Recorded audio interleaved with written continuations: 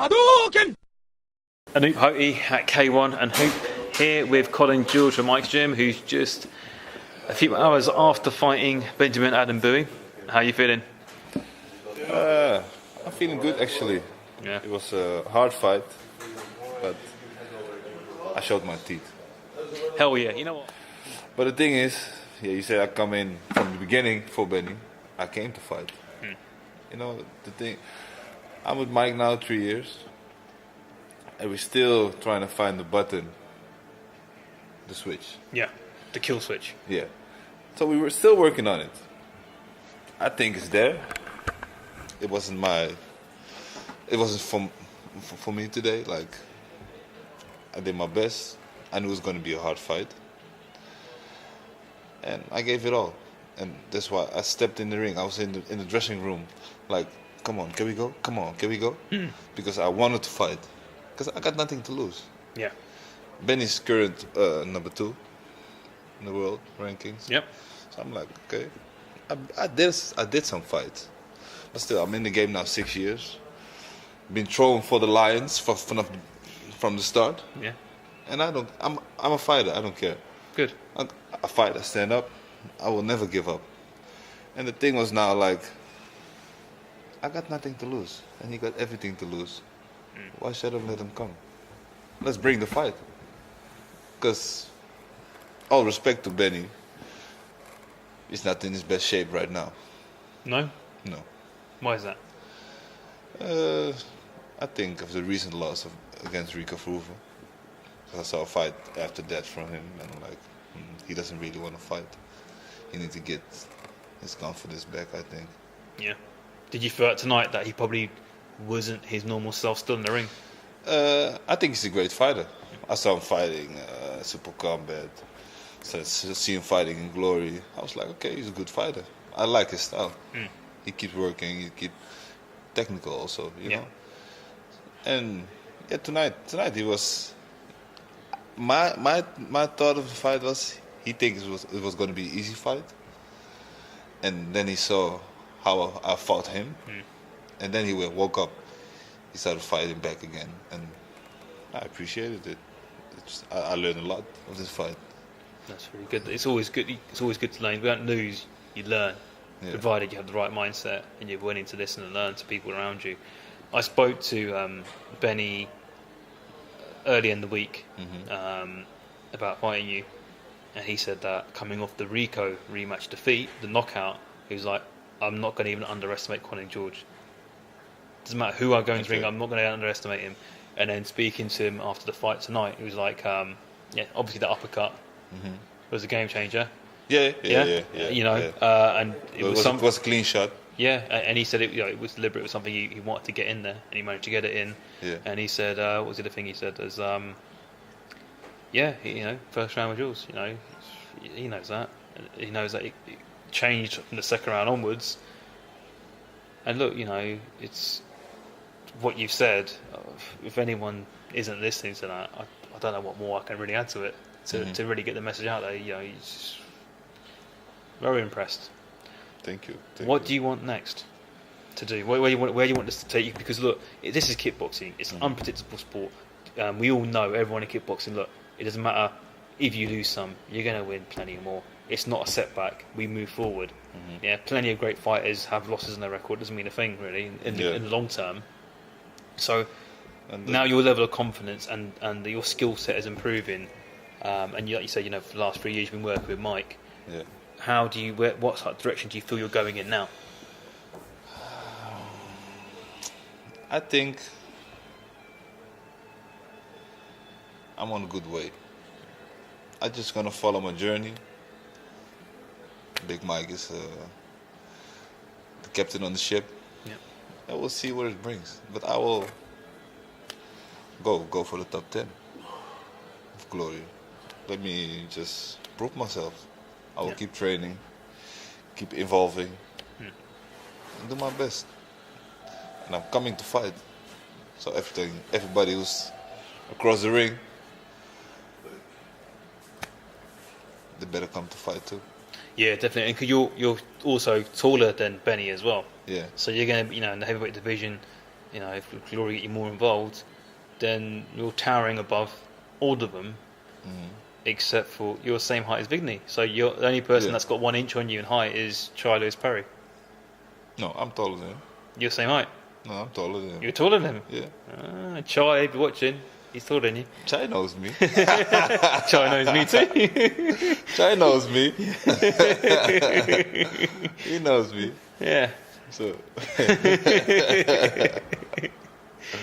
but he's doing a great job. Yeah, he certainly is. For someone who's come into sport, like you mentioned, you've been working with Mike for 3 years. Yeah. What were you doing before? Another gym. I was at Saman Gym. It's in my old neighborhood. That's where I started. And I was like, I was 23 years old. I'm 29 now, and I was like, yeah, okay, kickboxing is nice. I wanna do it, but training alone is not gonna cut it for me. Yeah. So I can train, but get me some fights. So after 3 months, actually, I started fighting. And that was it. That was it. Then I was like, "Is bleeding dead?" I don't know if in English this is Bleeding dead. Yeah, like I think it's a dead end. Uh-huh. And I was like, okay, time for the next step. And then people say, yeah, you should go to Mike. I'm like, I don't know. And then Mike also was talking about me like, this guy, if I could train him, I can make him something. And then I said with Mike on the table, and we talked about, let's try it for 3 months and see what your feeling is. And if it feels good, you can stay. If it doesn't feel good, you can just go your way, I go mine, and we stay friends. I'm like, okay, cool. After 1 month, I went for a quick holiday. And from the holiday, I called Mike. I'm like, come on, man. I made my choice. Because there's no better place as Mike's gym. Working with the best trainers, working with the best fighters. I learned a lot from Mike, so I'm happy where I am. He's the big Mike, the big boss, the big everything. It's Mike. Yeah. The master. Really. No, Really. many fighters have had their careers. Have the world has seen them progress. This decade, last decade, and everyone says more or less similar or same things, compliments about Mike, and it's a fact. The things he sees, you don't really see it. Only if he says it. You're like, that's what he means. But you didn't see it at first. But it was right there at the spot. It was there, but you didn't see it. And Mike comes, he explains it the way he sees it, and you're like, oh, that's what he means. Okay. And then you started seeing it in fight, start seeing it in trainings, and you keep fine-tuning yourself until you get it right. The things that Mike identifies, that you don't clock, you don't see for yourself initially, but then when he points out, you go, Yeah. How small or simple are these things as opposed to major things? Like this small.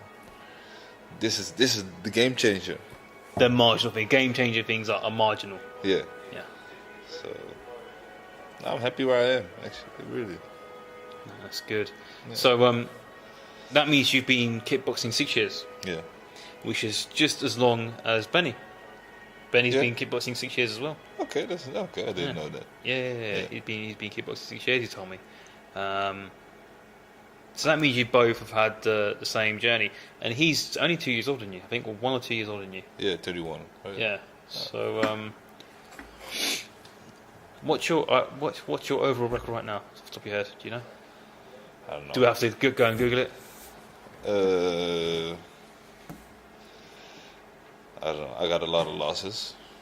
Yeah, that's what I know. Yeah, but that's the thing. I think because of the losses, yeah, that's what, like I was saying to you, your fights that you don't look too good in seem to get more publicity than the fights that are opposite because of those losses in the record. But this is kickboxing. People have losses. We learn.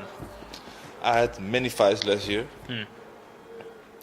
and actually, 1 or 2 fights were published that I won, but I won more. Yeah. But it doesn't make. disappear. Like it never happens. I'll tell you what. Yeah. Anyone out there that wants their fights to get you as well. Anyone wants their fights to be put out there, hit me up at K1Anoop, Instagram, Twitter, even the Facebook page. I'll put it up. I'll keep tabs on it. I'll report it. I'll put it out there. You know, if I had the videos, just tag me to send it my way, and I'll make sure it goes out there through Kickboxing Planet. Yeah. You know, I've got tens of thousands of people just reading what I put out there every now and then. So I got told that today. It's like, yeah, Anoop, you've got people reading your stuff a lot. Yeah. You know, and then there's other platforms, the Americans, there's British as well, who like what I'm putting out there. I seem to be, I think it's obvious that I come with good heart, and if I say something, and I'm proven wrong, I'll say so. Yeah. Like I said to you, and I'm glad that what I had been thinking was, you proved me wrong tonight, and I'm happy to see that, because an evolving kickboxer, an evolving fighter, someone who's always improving. You can't knock that. You have to compliment that. Somebody who doesn't want to be in the ring, don't want to be in the ring, but somebody is doing really good, then we have to give props where it's due. Yeah. Always give credit where it's due, because thank you. Otherwise, if I don't, I'm just an arsehole. But I'm not your typical media arsehole person who's doesn't care about the sport. I very much do care about the sport. Right, there you go, straight away at the top. Yeah. Obviously, there's someone's messed around Wikipedia and put your picture with an old British actor. But if we put in... I played in a Dutch movie. Really? It was 2014. I thought that was misinformation on the internet. So you've done some acting? Yeah, it's called Prince. Go on, tell us all about it. It's a youth, a child movie actually. Okay. And it's like I'm the bad guy in it, just a bully. And it's not a lot of talking, but more physical. How you say that? It's more of having a menacing presence, looking mad, yeah, looking big in the camera, just bullying some guys, and yeah, it was fun.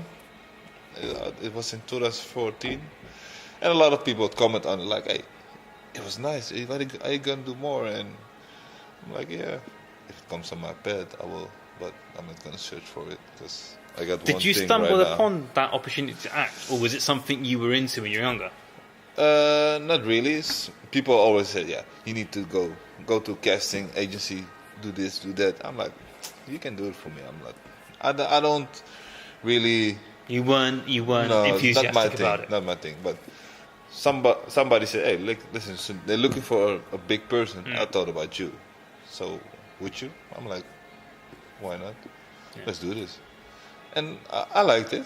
So maybe in the future more things will come. But for now. Yeah. That's it. Also, Rico Verhoeven is dabbling with acting. He's talking about Hollywood now. Now, this year, he's talking about Hollywood. He did some Dutch TV stuff last year. Now he wants Hollywood. If that's your ambition, go for it. Should he then stop the fighting and go into acting? No, I think he can combine it because fighting, you keep training. You want to stay in shape. And when you know the fight is coming, you just focus on your fight. And you can do some casting and everything besides, right? But Hollywood's a lot more demanding. Yeah, but if it's... Then you need to consider what you're going to do. Yeah, exactly. But, yeah, it's a dream. He's talking about it. If he makes it reality, then he needs to make a choice. Until then, keep on dreaming and focus on fighting. That's the thing, keep on dreaming. Some people might say that he's talking a hell of a lot. He's called out Rico. He's talking about acting. He's talking about MMA. He's had an MMA fight. No, that was not the MMA fight. No? What was it then? It was more a kickboxing fight. So, do you think it was just a fight thrown his way to just get him recognition in MMA? Maybe. I don't know. I wasn't there. But you've seen it on YouTube. Everyone has. Yeah, I see it. I've seen it. But it's like, if somebody's not so good on the ground, he cannot take you down if you're good standing. Understand distance, yeah. Yeah, I was in 2014. Yeah, 2014. I was at Blackzilians, training with Anthony Johnson, preparing him for the fight against Alexander Gustafsson. Yeah, I remember this. I was there. The first day I came in, I was like, hey, come on, guys, come on. I will keep you standing. I will beat you up. There was one guy, Gilbert Burns. He also fight in the UFC. I was fighting him. This guy took me down. He kept me down, kept me on the floor. I couldn't get up. I was like, how? I'm 40 kilos more than you. How can you keep me on the ground? And Tyron Spong, who was laughing like, ha ha, I told you so. I'm like, okay, cool. The whole 6 weeks, I did every MMA lesson. I just keep going to every training. I said, before I go home, I'm gonna get up. That's what I did. I got up before I went home. Good. I'm not saying I can do MMA. I cannot do MMA. But it's that drive, that perseverance. You want to improve. You want to improve. Yeah. I'm always hungry to learn. Like, okay, what do you mean? Tell me again. Well, how? Oh, okay. And then stuff goes in my head, and I'm like, okay, I can do this. I try, and then it will go. So I get up, and MMA, if Rico, even Tyron Spong, goes against somebody who's good on the ground, you can hit him, but he's going to take you down. Yeah. And when he takes you down, it's a whole different story. In fairness, I think Tyron's looking more at just boxing. I think he's MMA boxing. He does great boxing. Yeah. Really. Because he's got the his stand up, his movement, his positioning, all these little bits and pieces. It's something else, and it will transfer to boxing quite well. Yeah, I hope so. I will. Yeah, I know Tyron Fry pretty well. So how far back do you and Tyron Spong go back? We both from Amsterdam. We both the same age. Yeah. Same part of Amsterdam? Amsterdam, everybody knows each other in Amsterdam. Yeah, because obviously, we're in Great London right now, and I've grown up here, and it's massive. And like Amsterdam, it's a lovely place. I've been there a couple of times. Yeah. But it is a lot smaller than Greater London. You can walk through all the squares, and you're pretty much done. Everyone knows everyone.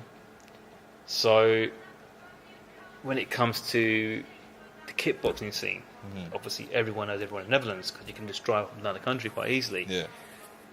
When you're all coming up, how intense is the rivalry between you guys, or is it everyone's helping each other, the kickboxers, or is it always a rivalry from the very beginning? Should I talk about I'm just gonna talk about myself. Yeah, okay. I help everybody out. If you come train at my gym, technique, everything, I will keep on talking to you during training. Keep training, but I'm gonna explain like, okay, come on, do this. Watch out for this. What? That's how I am. There's a lot of other kickboxers who are also in my league from Holland. They talk trash about behind your back and smile in your face, and I'm not like that. No, that's not like. Right. Say it. Just say it. You got something to say it. You want to say something? Say it. It's okay. You're not my friend. You don't pay my bills. I don't worry about you. You shouldn't worry about me. I just do my thing. Do your thing.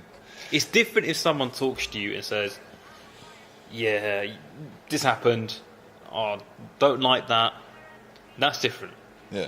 Or you did this in the ring or out the ring or in training. Have you thought about this? Just say it. Yeah. Speak to you on a level. Then don't snigger behind your back. No. Then I will say, like, okay, this was what I was thinking. Maybe I can do this. Maybe you can give me great advice. But now you just bitching. I don't want to curse. You know, It's not a swear word, isn't it? yeah. But yeah, I understand what you're talking about. You explained yourself, Yeah. but can't be honest, level me.